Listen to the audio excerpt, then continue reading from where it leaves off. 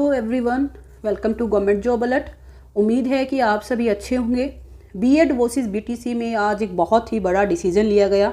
BEd candidate को directly primary teacher recruitment से बाहर कर दिया गया है और ये जो बीएड के कैंडिडेट है ये ऑलरेडी सिलेक्टेड बीएड कैंडिडेट है जो कि ऑलरेडी ज्वाइन कर चुके थे। उन्हें हाई कोर्ट ने डायरेक्टली रिक्रूटमेंट से बाहर कर दिया है। तो ये जो मुद्दा है ये है छत्तीसगढ़ का। छत्तीसगढ़ में देखिए, जो 11 अगस्त 2023 को सुप्रीम कोर्ट का जो डिसीजन आया था, जिस डिसीजन के अकॉर्डिंग बीएड कैंडिडेट को बाहर कर दिया गया था फ्रॉम द पीआरटी, उस डिसीजन के बाद देखिए इन कैंडिडेट को ज्वाइनिंग दी गई थी। क्यों दी गई थी इसका भी देखिए मेन इशू यहाँ पे मैं आपको थोड़ा सा समझाने की कोशिश करती हूँ कैसे क्या पूरा मुद्दा रहा। देखिए 11 अगस्त 2023 को सुप्रीम कोर्ट का ऐतिहासिक डिसीजन आता है बीएड कैंडिडेट के लिए। और उससे पहले देखिए ऐसी बहुत सारी रिक्रूटमेंट थी जो कि अंडर प्रोग्रेस थी, जहां पे बीएड कैंडिडेट को शामिल किया गया था। काफ़ी ऐसी रिक्रूटमेंट थी जो कि 11 अगस्त 2023 से पहले कंप्लीट भी कर ली गई थी। कुछ ऐसी रिक्रूटमेंट भी थी इसी दौरान जिनमें क्या था कि कैंडिडेट के एग्ज़ाम तो हो चुके थे बट कैंडिडेट को ज्वाइनिंग नहीं दी गई थी। तो ऐसे में ही देखिए ये रिक्रूटमेंट थी छत्तीसगढ़ की, जहां पे बीएड कैंडिडेट को भी प्राइमरी टीचर रिक्रूटमेंट में शामिल किया गया था। बीएड कैंडिडेट ने एग्ज़ाम भी दिया था और कहीं ना कहीं कह सकते हैं कि 11 अगस्त 2023 से पहले ये रिक्रूटमेंट यानी कि इस रिक्रूटमेंट की जो प्रोग्रेस थी, जो प्रोसेस थी, वो कंप्लीट कर ली गई थी। सिर्फ कुछ कैंडिडेट की काउंसलिंग ही बाकी थी।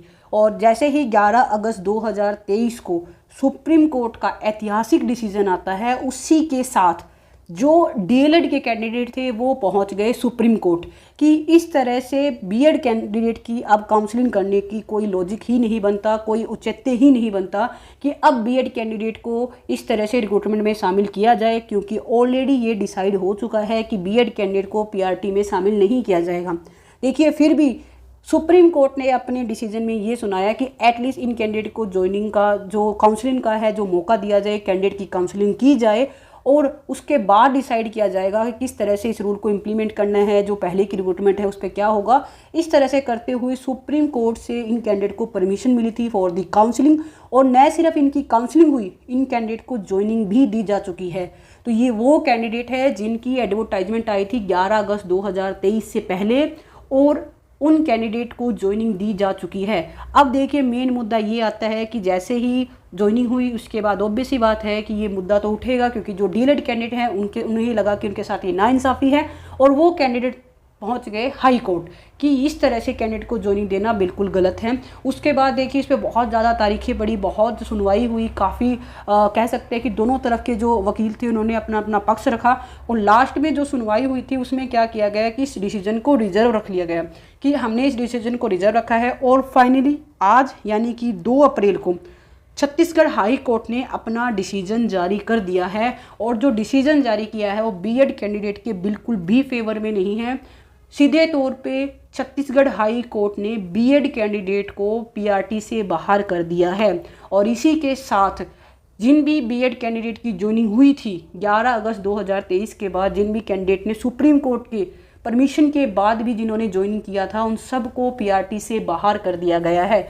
और अब इसी को देखकर देखिए बहुत ज़्यादा बीएड के कैंडिडेट काफ़ी परेशान हैं। और इसी के साथ देखिए सुप्रीम कोर्ट ने एक और बात बोली है कि विद इन 6 मंथ 6 महीनों के अंदर बीएड कैंडिडेट को हटाकर इनकी जगह जो डीएलएड के जो कैंडिडेट हैं यानी जो बीटीसी के जो कैंडिडेट हैं उन्हें ज्वाइनिंग दी जाए। तो ये देखिए अपने आप में काफ़ी कह सकते हैं कि छत्तीसगढ़ हाई कोर्ट का एक बहुत बड़ा डिसीजन है, जहाँ पे ऑलरेडी ज्वाइन किए हुए बीएड कैंडिडेट को पीआरटी से बाहर किया जा रहा है। इससे पहले भी देखिए जो बिहार गवर्नमेंट है वहाँ पे भी इस तरह के डिसीजन लिए गए थे। बिहार स्टेट में भी जो चयनित जो बीएड के कैंडिडेट थे उन्हें रिक्रूटमेंट से बाहर कर दिया गया था। उसके बाद अब छत्तीसगढ़ में इस तरह का डिसीजन देखने को मिल रहा है।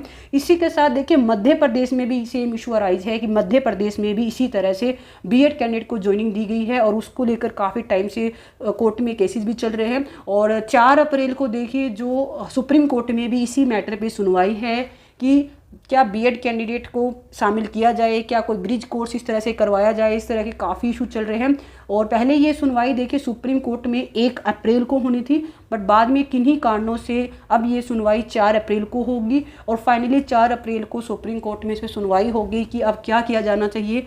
जो बीएड के कैंडिडेट पहले जिनकी एडवर्टाइजमेंट आई थी 11 अगस्त 2024 से पहले, तो क्या उन्हें रिक्रूटमेंट में शामिल किया जाए, क्या उन्हें ज्वाइनिंग दी जाए, और जो ऑलरेडी ज्वाइन कर चुके हैं उनका क्या फ्यूचर होगा, उनका क्या भविष्य होगा, ये भी टोटली अब डिपेंड करेगा सुप्रीम कोर्ट के डिसीजन पे। But directly Chhattisgarh high court ने सीधे तौर पर बीएड कैंडिडेट को बाहर का रास्ता दिखा दिया है। और इसी के साथ देखिए इस कोर्ट केस का डायरेक्ट इम्पैक्ट देखने को मिलेगा अब डिफरेंट स्टेट्स पे भी, क्योंकि सिर्फ सुप्रीम कोर्ट में ही नहीं, डिफरेंट स्टेट वाइज भी ऐसे बहुत सारे केसेज हैं जहां पे बीएड कैंडिडेट को पहले शामिल किया गया था और अभी तक उनमें ज्वाइनिंग भी नहीं हुई है। जैसे ईटीटी 23-24 की रिक्रूटमेंट की मैं बात कर लेती हूँ, वहाँ पे रिक्रूटमेंट जरूर पहले आई है बट वहाँ पे भी अभी तक कैंडिडेट की ज्वाइनिंग नहीं हुई है। तो इसी के साथ देखिए बहुत बड़ा क्वेश्चन अराइज होता है कि अब क्या होगा, क्योंकि जहाँ पे ऑलरेडी ज्वाइन कर चुके कैंडिडेट हैं उन्हें इस तरह से बाहर कर दिया गया है, तो आने वाले टाइम में जो और भी जो बीएड कैंडिडेट है जिन्होंने एज ए पीआरटी ज्वाइनिंग ली हुई है उन पे भी कहीं ना कहीं कह सकते हैं कि बहुत बड़ा क्वेश्चन मार्क है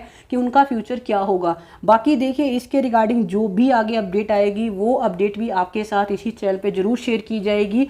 आई होप ये वीडियो आपके लिए इंफॉर्मेटिव रही। अगर ये वीडियो आपको अच्छी लगी तो चैनल को सब्सक्राइब जरूर करें। Wish you all the best. Thank you.